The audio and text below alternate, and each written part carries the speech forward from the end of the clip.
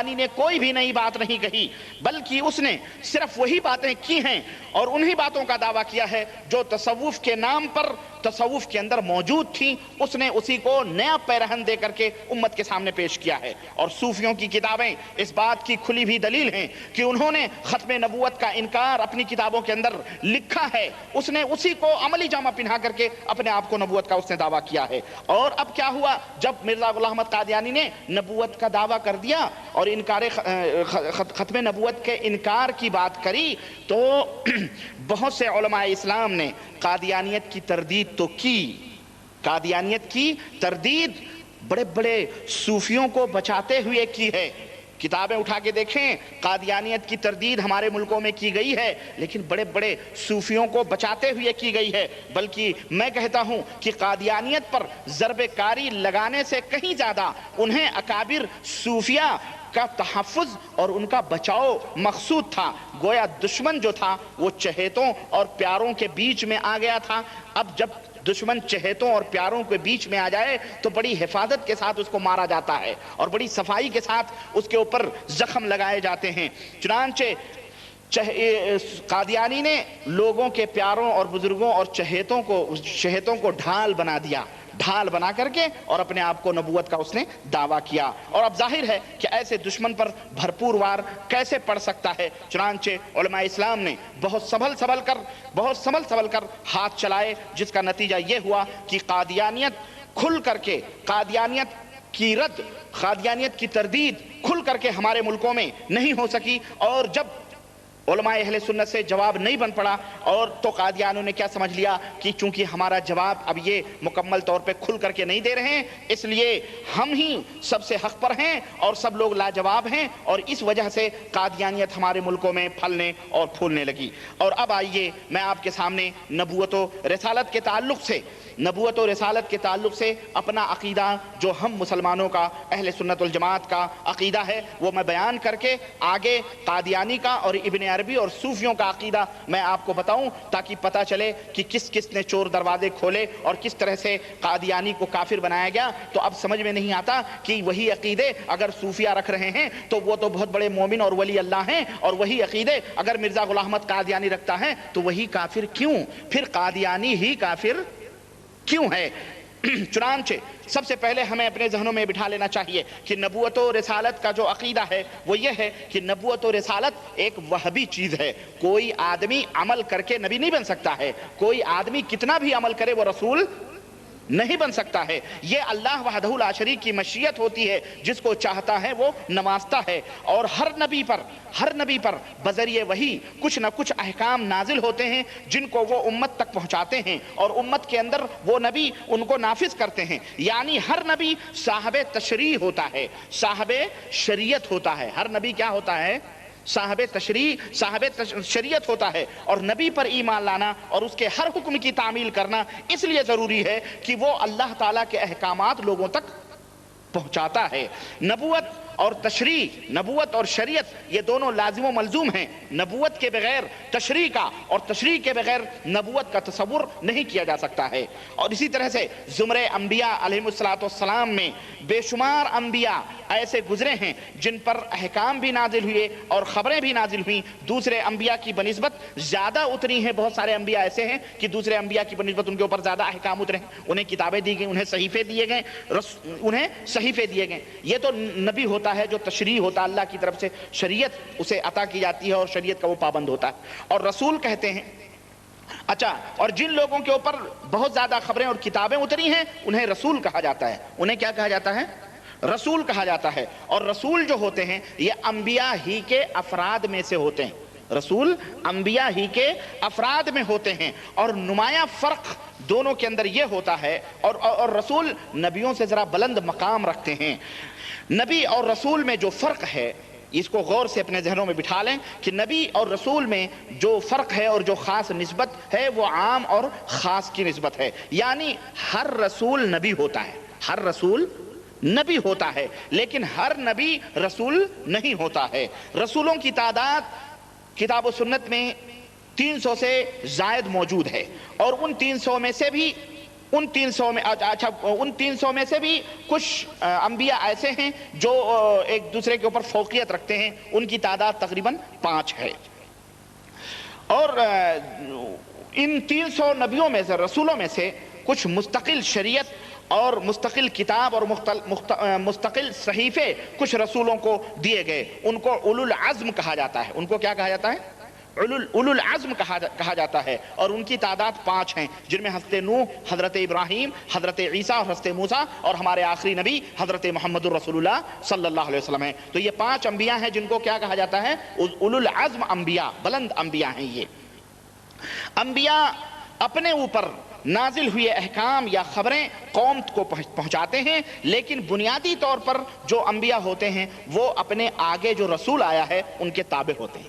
انبیاء کیا ہوتے ہیں؟ اپنے رسولوں کے، جو ان سے پہلے رسول آیا ہوتا ہے اس کے تابع ہوتے ہیں اور ان کی شریعت کو نافذ کرنے والے ہوتے ہیں. جیسے حضرت موسیٰ اور حضرت ہارون علیہ السلام. حضرت موسیٰ نبی بھی ہیں اور رسول بھی ہیں، لیکن حضرت ہارون علیہ السلام یہ رسول نہیں ہیں بلکہ صرف نبی ہیں. اور حضرت موسیٰ چونکہ رسول ہیں اس لیے وہ ان کے کیا ہیں؟ تابع ہیں. موسیٰ علیہ السلام کی غیر موجودگی میں موسیٰ علیہ السلام کے اوپر جو احکام نافذ ہوئے وہ اس کو کیا کرتے ہیں؟ نافذ کرتے ہیں. تو نبی اور رسول یہ ہوتے ہیں صاحب شریعت ہوتے ہیں. کیا ہوتے ہیں؟ صاحب شریعت ہوتے ہیں. اگر نبی سے شریعت چھین جائے تو پھر نبوت کا کوئی تصور باقی نہیں رہتا ہے. تو نبوت اور شریعت یہ دونوں لازم و ملزوم چیز ہے. یہ ہم مسلمانوں کا، اہل سنت والجماعت کا ایمان اور عقیدہ ہے. اس کو اپنے ذہن میں جب بٹھا لیا آپ نے تو اب آگے آتے ہیں.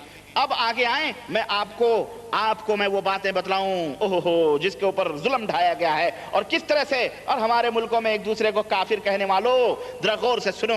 تم جنہیں بزرگ اور ولی اللہ کہتے ہو ان کا عقیدہ سنو، اور تمہاری کتابوں کے اندر وہ عقیدے موجود ہیں. استغفر اللہ، ہم کسی کو کافر نہیں کہتے، لیکن قرآن و سنت کی تلوار چلے گی اور عقیدے رسول عقیدہ جو شریعت اسلامیہ کا ہے اس کے خلاف جو بھی ہوگا وہ کافر ہوگا، وہ مشرک ہوگا، وہ دائرہ اسلام سے خارج نہیں ہوگا. بھلے وہ اپنے آگے قطب الاقطاب، غوث الاعظم اور نہ جانے کیا کیا القاب وہ اپنے آگے لگا لے. آئیے میں وہ چہرے بے نقاب کرتا ہوں اور جو چہرے آج تک چھپے ہوئے تھے.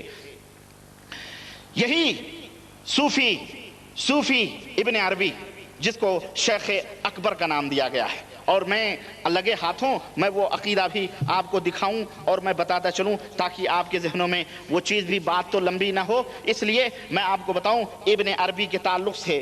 ابن عربی جو حنفی احناف کا بہت چہیتا اور بڑا لاڈلا ہے، ہمارے ہاں دیوبندی اور بریلویوں کا بہت بڑا علامہ مانا جاتا ہے. یہی امام مجدد دین ملت، مجدد دین بدعت، ملت نہیں مجدد دین بدعت ہیں. یہ احمد رضا خان صاحب کی یہ کتاب، یہ الملفوظ ہے. میں اس لیے بتا رہا ہوں ابن عربی کا ذکر آیا ہے تاکہ اس کی شخصیت ہمارے ہندوستان میں اور پاکستان کے مولویوں کے، احناف دیوبندی ہوں یا بریلوی، ان کے ذہنوں میں کیا ہے وہ میں آپ کے سامنے اوپن کروں، کھل کے بتاؤں. تب میں اس کے عقیدے کو، ابھی تک تو آپ نے سنا ہے نا کہ وہ کس طرح سے عورتوں کے اندر بھی خدا، ہر چیز کے اندر استغفر اللہ، یہ زندیق، یہ کافر خدا مانتا ہے. یہ ابن عربی کا دیکھیں جلد ملفوظ، جلد 1 صفحہ نمبر 105، صفحہ نمبر 105. اس کے اندر یہ لکھتا ہے، یہ حضرت مجدد دین ملت، میرے بریلوی بھائیوں میں تمہیں اللہ کا واسطہ دے کر کے اس کتاب جس کے سر ورق پر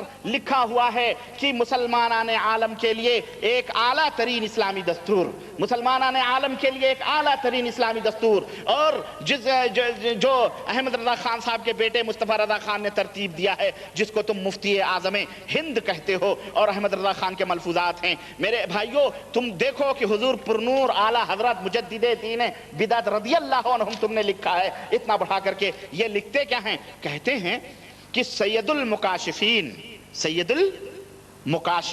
یعنی کشف کرنے والوں کے سردار. سنیں القاب دیکھیں ان کے، حضرت شیخ اکبر محی الدین ابن عربی رضی اللہ تعالی عنہ. یہ زندیق، یہ کافر بریلویوں کا، دیوبندیوں کا، حنفیوں کا کیا ہے؟ رضی اللہ تعالی عنہ ہے. کہتا ہے کہ رضی اللہ تعالی عنہ کے کلام سے اخذ کیے ہیں. اللہ اکبر، کیسا زبردست واضح کشف تھا کہ سلطنت ترکی کا بانی اول عثمان پاشا حضرت کے مدتوں بعد پیدا ہوا، مگر حضرت شیخ اکبر رضی اللہ عنہ نے اتنے زمانے پہلے عثمان پاشا سے لے کر اور قریب زمانہ آخر تک جتنے بادشاہ اسلامی اور اس کے وزراء ہوں گے، رموز میں سب کا مختصر ذکر فرما دیا۔ یہ غیب تھا اس کو، ہے نا۔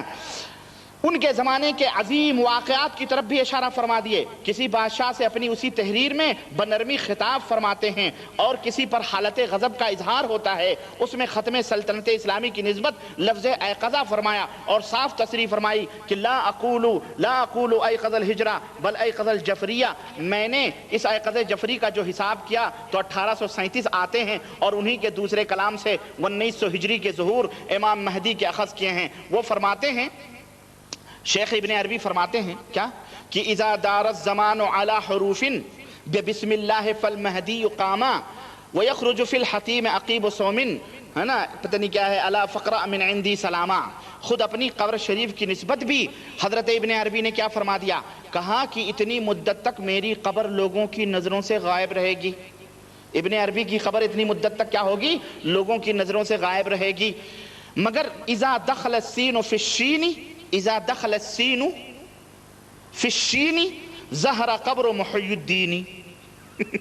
اذا ظہر السین، اذا دخل السین، چھوٹی سین بڑی شین بھائی، اذا ظہر السین اذا دخل السین فی الشین ظہر قبر محی الدین، جب شین میں سین داخل ہوگا تو محی الدین کی خبر ظاہر ہوگی۔ چنانچہ سلطان سلیم، احمد اعلیٰ حضرت فرماتے ہیں، سلطان سلیم جب شام میں داخل ہوئے، سلیم کی سین اور ملک شام کی شین، یہ سین شین میں داخل ہو رہا ہے۔ دیکھیں آپ، سلطان سلیم جب شام میں داخل ہوئے تو ان کو بشارت دی کہ فلاں مقام پر ہماری قبر ہے۔ سلطان نے وہاں ایک قبہ بنوا دیا جو زیارت گاہ عام ہے۔